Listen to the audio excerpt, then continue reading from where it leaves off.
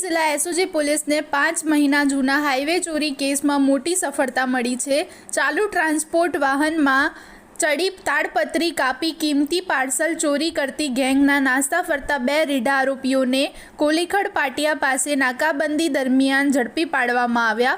आ कार्यवाही नायब पुलिस महानिरीक्षक वीरेन्द्र सिंह यादव तथा एसपी मनोहर सिंह एन जाडेजाना मार्गदर्शन हेठळ एसओजी पीआई एचपी गरासियानी टीम द्वारा हाथ धराई हती।